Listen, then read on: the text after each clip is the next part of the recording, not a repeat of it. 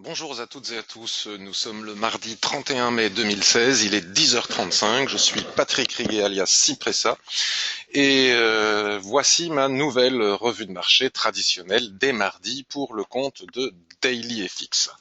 Donc avant de démarrer, comme toujours, je vous laisse découvrir le panneau d'avertissement qui indique que négocier sur marge sur le marché des devises ou via des produits CFD comporte un risque élevé et ne peut être recommandé à tout investisseur. Voilà, je vous laisse regarder ceci jusqu'au bout pour pouvoir ensuite démarrer notre revue de marché. Donc je pense que là, tout le monde a eu l'occasion de lire le disclaimer. Nous allons donc passer à la revue de marché. Donc je vais commencer aujourd'hui par la paire AUD GPI ou AUD JPY en fonction de ce que vous préférez, ou dollar australien face au yen japonais. Donc ce que l'on va constater ici et maintenant, je vais enlever la ligne noire qui est ici, qui était l'objectif, qui est toujours l'objectif en cas de cassure du range. Nous avons ici un range qui dure maintenant depuis, on est rentré dans ce range depuis le 4 mai, c'est-à-dire que ça fait un mois que nous sommes dans cette dérive latérale. Nous en avons parlé de ces dérives latérales lors de ma conférence de vendredi dernier depuis les bureaux parisiens de FXCM. Vous savez que lorsque le nuage est à plat et qu'il twiste sans arrêt, cela nous indique qu'il n'y a pas de tendance et que nous sommes dans une période de range. Donc les prix vont et viennent au travers des lignes de l'Ishimoku d'une borne à l'autre de cette dérive latérale et finiront par casser soit par le haut, soit par le bas.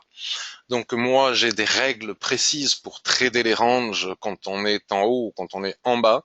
Ces règles ne sont pas réunies ce matin. C'est-à-dire que, et cependant, j'ai shorté quand même. Vous voyez, comme quoi tout le monde ne respecte pas toujours exactement les règles que l'on se fixe, peut-être par impatience, je ne sais pas. Je ne l'avais pas fait ici en bas déjà parce que je n'avais pas le nécessaire. Ici en haut, j'ai décidé de le faire ce matin parce que je trouve que le niveau sur lequel je suis rentré par rapport à mon stop offre un excellentissime ratio. C'est-à-dire que même si je venais à perdre ce trade, c'est pas bien grave parce que la prochaine fois que je rentrerai dans un trade similaire, il y a de fortes probabilités que je le gagne, puisqu'on gagne quand même plus souvent ce genre de trade qu'on ne les perd dans le trading range. Et donc ma perte sera éliminée très facilement et je dégagerai des bénéfices. C'est une question de money management. C'est pour ça que je prends le risque dans la configuration actuelle de shorter la paire en haut du range, même si je n'ai pas le nécessaire, les indications nécessaires au niveau des volumes. Et si je perds, le money management me protégera.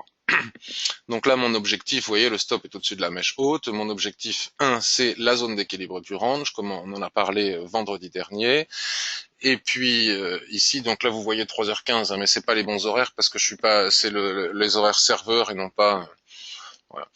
Et donc le niveau numéro 2, le TP numéro 2 est à 78,42, le bas du range. Mais enfin pour le moment c'est très très loin d'être fait. Si on bascule sur une unité de temps inférieure, on constate que quand même le range a légèrement cassé, c'est la petite mèche que l'on voit en H4.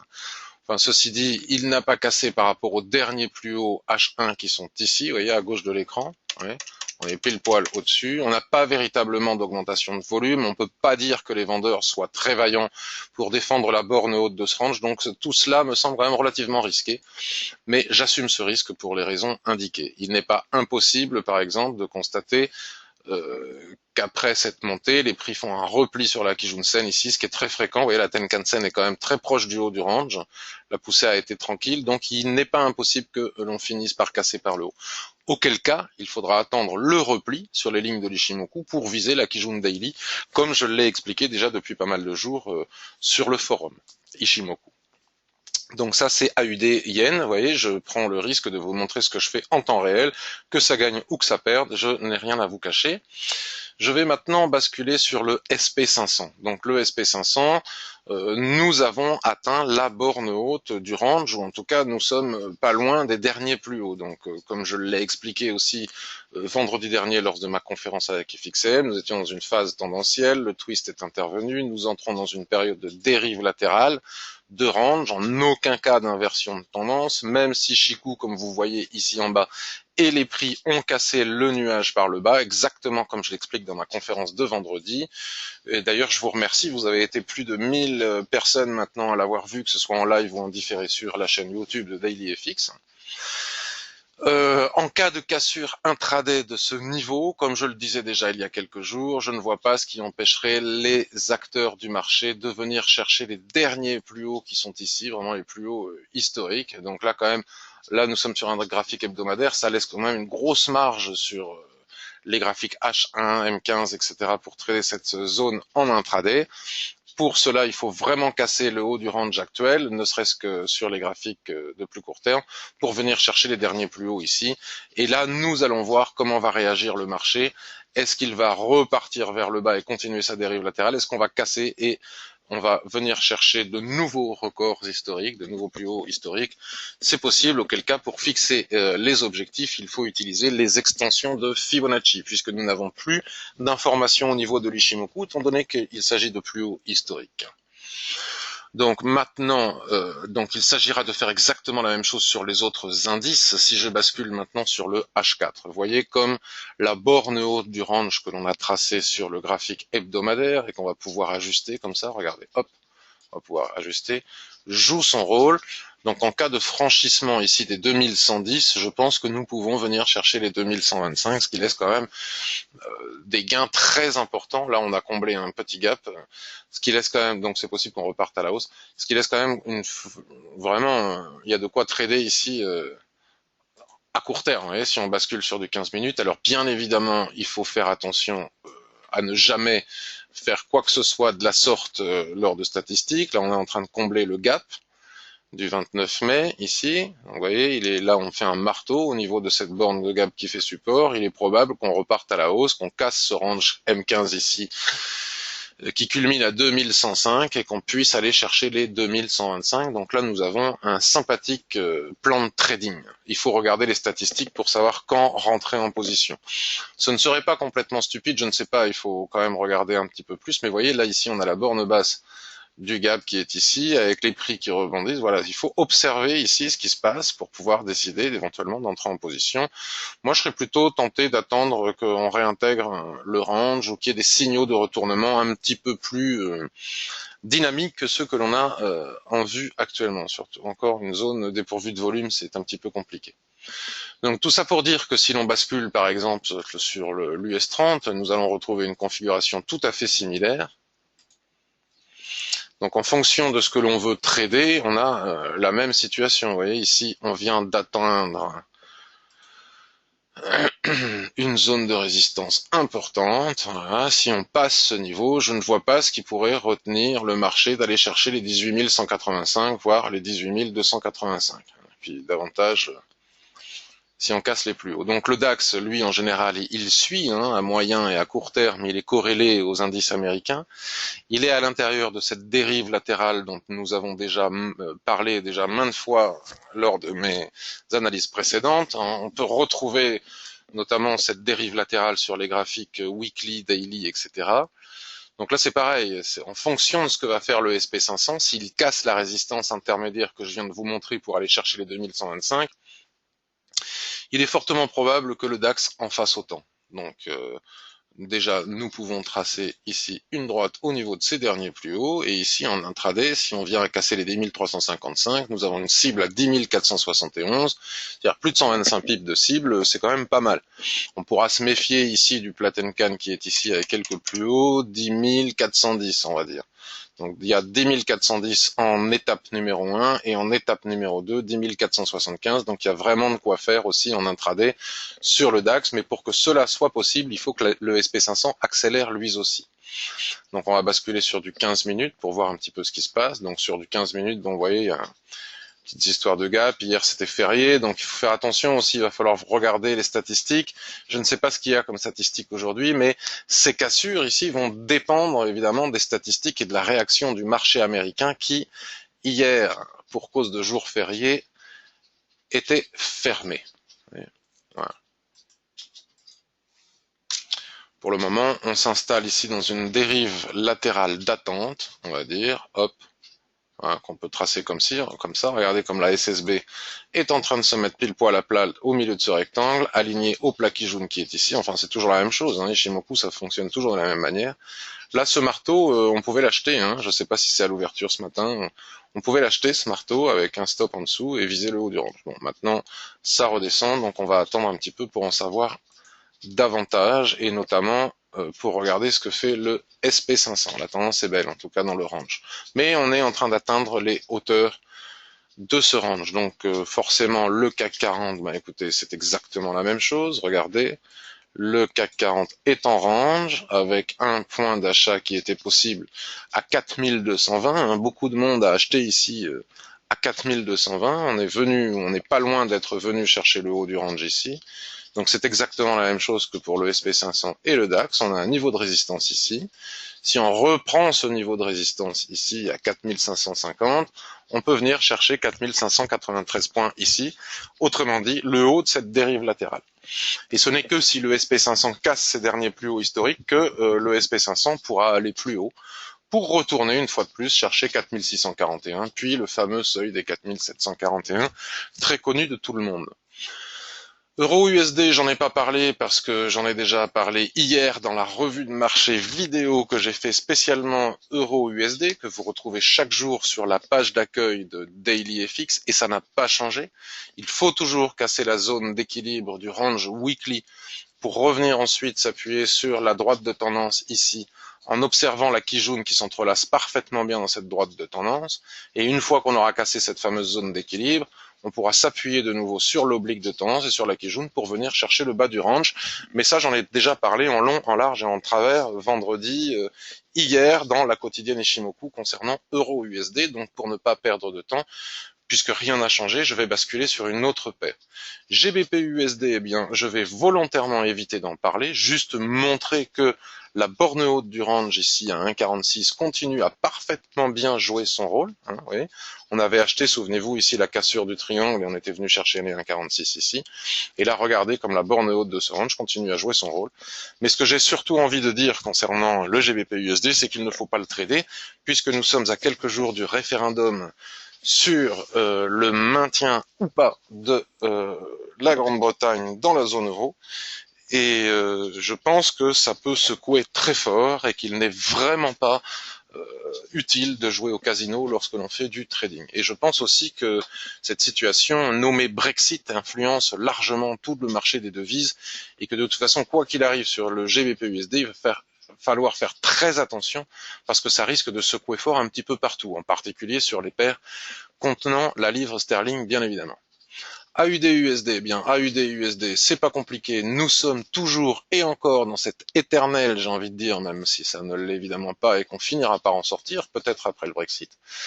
Dans cette dérive latérale, vous voyez, le marché est totalement en range. Il n'y a pas de nouveau plus haut, pas de nouveau plus bas. On est dans une dérive latérale qui dure déjà maintenant depuis plus d'une semaine et demie, hein, ça fait 15 jours qu'on est dans cette dérive latérale. Là, on est en train de venir taper la borne haute du range. Donc moi, je suis déjà sur AUD Yen, je vais pas en plus aller sur AUD USD, ça serait prendre le risque de perdre deux fois plus ou moins le même trade. Mais là, il est vraiment nécessaire d'attendre que les prix viennent taper le haut de la borne haute, éventuellement une mèche haute avec des volumes pour pouvoir vendre. Là, il n'y a pas de volume, c'est pas franc. Mais en cas de cassure, on peut aussi aller chercher les objectifs que l'on trouvera par exemple sur le graphique daily où il sera possible de venir chercher ce niveau de SSB à 0,7350 en intraday et davantage en faisant très attention au niveau des 0,73 qui est aussi une zone de résistance. Donc pour le moment, il faut attendre sur AUD-USD. Vous voyez, moi depuis Euro-USD la semaine dernière, en début de semaine dernière, c'est le premier trade que j'ouvre AUD Yen. Vous voyez, je vois des gens qui cherchent à trader désespérément tous les jours. Bon, je ne pense pas que ce soit le meilleur moyen de gagner de l'argent en trading. Il faut trader quand on a des signaux et quand il n'y a pas de signaux, il suffit d'attendre. Donc par exemple, si on reprend l'AUD-USD sur le H1, il n'y a selon moi pas de signaux. C'est-à-dire qu'on n'a pas de signaux pour trader le range. Hein. C'est pas selon les critères que nous nous sommes fixés, que vous connaissez si vous avez suivi mes formations ou si vous allez souvent sur le forum. Là, par exemple, nous avions la condition pour le faire avec ce doji ici, cette étoile du soir au-dessus de la borne haute. Pour le moment, ça n'est pas possible. Et on ne peut pas trader la tendance non plus, puisqu'il n'y a pas de tendance. Éventuellement, on peut trader la tendance sous-jacente à l'intérieur du range, mais pour le moment, c'est prématuré. NZD-USD n'est pas inintéressant. NZD-USD, par exemple, Greg suit NZD-USD, donc je suis ce que suit Greg, parce que comme ça m'évite de faire le travail. Il le fait pour nous et c'est vachement sympa. A repéré pour nous tous ce support, et ce support a été cassé en force. Ça faisait de très nombreuses semaines que la paire tentait de casser ce support sans y parvenir, puis finalement elle ne reprenait pas non plus le range. On pouvait dessiner ici un triangle chartiste avec la borne basse ici et la borne haute ici. Cette zone a cassé, on a fait un pullback, regardez, on a fait un pullback sur la Kijun-sen et sur ce niveau de support qui a cassé. Et donc, ce qui serait intéressant, c'est de reprendre la vente si jamais ce niveau recasse. Mais regardez comme le marché défend de nouveau ce seuil. Donc, ce n'est pas si simple. Le marché est en attente. C'est une période où il est bon, comme je disais tout à l'heure, de ne pas trader parce que tout peut partir dans tous les sens, à tous les niveaux. Les nuages deviennent de plus en plus fins, indiquant la faible volatilité et indiquant que les grosses mains sur le marché sont en attente d'informations. Donc si elles ne sont pas sur le marché, il n'est pas utile que nous, les petites mains, nous le soyons, parce qu'on risque de se faire dégommer facilement. Mais enfin, si ce niveau venait à recasser, le nuage va twister ici, il n'est pas impossible que nous rentrions dans une nouvelle période de range, donc la boîte dans la boîte de la boîte, vous voyez, quelque chose comme ça. Et donc à étudier là les différentes possibilités, mais je trouve que c'est pas très très clair. Ceci dit, j'observe la possibilité de short dans le sens où ce niveau, comme je vous le montrais, a été cassé, on effectue un pullback dessus. Je pensais que là, les prix allaient revenir violemment à la baisse, mais là, il y a un petit peu d'acheteurs qui défendent de nouveau ce seuil. Donc ce seuil doit casser pour pouvoir reprendre le sens de la baisse et continuer pour aller chercher les objectifs, s'il y en a, sur les unités de temps supérieures. Je n'ai pas pris la peine d'aller voir ce qui se passe sur les unités de temps supérieures de type weekly mensuel, mais peut-être que nous sommes ici en train de travailler un support majeur sur ces unités de temps. Il faut bien évidemment le faire quand on utilise Ishimoku. USD-Yen, les signaux que nous avons donnés la semaine dernière étaient parfaitement exécutés. On avait largement parlé de la cassure du niveau des 110. Voilà, le niveau des 110 ici a été cassé, donc pile poil, on est venu chercher le niveau de SSB mensuel suivant qui est ici. Souvenez-vous comment on a tracé ces seuils, je ne vais pas recommencer, puisque je l'ai déjà expliqué lors de la conférence vendredi dernier et lors de mes revues de marché précédentes. On est allé immédiatement chercher le seuil suivant, qui était le niveau de SSB suivant. Ce niveau de SSB a cassé, et ping, on est allé chercher directement le niveau de SSB suivant. Et maintenant, les prix entrent en range entre ces deux niveaux de SSB mensuel. C'était parfait, bravo Cédric qui a suivi ces signaux. Et il y avait de superbes plus-values à faire ici, très simplement, rien qu'en utilisant les extensions de SSB du mensuel, comme on l'a expliqué quelques dizaines de fois au cours des semaines précédentes où j'expliquais sans arrêt que selon moi l'USD Yen n'est jamais à vendre puisqu'il y a la BOJ derrière, même s'il retrace, dès qu'on reprend un niveau de SSB, boum, on va chercher le suivant. Et je vais quand même vous le montrer parce que le graphique mensuel est magnifique. Vous voyez, chaque niveau de SSB, de plat SSB, est un niveau que les prix sont allés chercher. Donc dès qu'on fait la cassure, dès qu'on casse un de ces niveaux sur le H4, il est possible d'entrer en position sans attendre de pullback parce que c'est une paire qui n'en offre pas souvent. En général, on casse un niveau des SSB mensuels qui sont ici, et cela depuis maintenant 2012. On casse un de ces, 2013, on casse un de ces niveaux de SSB et on va chercher immédiatement le suivant. C'est très simple à trader et très rentable, surtout avec Ishimoku.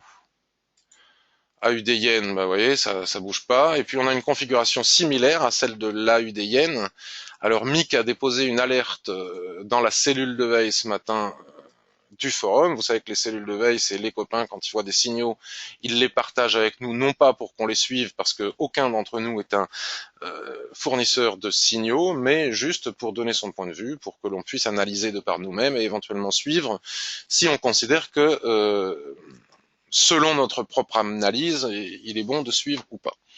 Donc très similaire à la UD Yen, on tape le haut du range ici, on fait une mèche, MIG vend, et il fait bien à mon avis de vendre, et il va chercher la zone d'équilibre du range, et ensuite le bas du range qui se trouve ici. Donc je crois qu'on a fait le tour de la question pour aujourd'hui, la patience est de mise, il y a des opportunités sur les paires en yens, à la fois à l'achat sur USD Yen et à la vente peut-être sur les NZD à UD Yen, mais enfin avec toute la prudence nécessaire telle que je l'ai explicité en début de cette revue de marché. Pour la suite, il faut attendre comment va réagir le marché, notamment américain, à la suite de ce long congé et de ce long week-end. C'était férié hier à Londres et à New York. Je vous souhaite une excellente journée. Je vous propose de me retrouver sur Twitter. Vous pouvez taper @cipressa et vous me retrouverez. Le blog, je pense que vous le connaissez, le site web, le forum aussi. Si vous souhaitez avoir des informations supplémentaires, n'hésitez pas à contacter FXM, mon courtier partenaire, notamment si vous souhaitez ouvrir un compte et obtenir une formation Ishimoku gratuitement. Bye bye, à bientôt. Merci de votre écoute pour tous ces webinaires de ces jours précédents qui se suivent un petit peu en ce moment.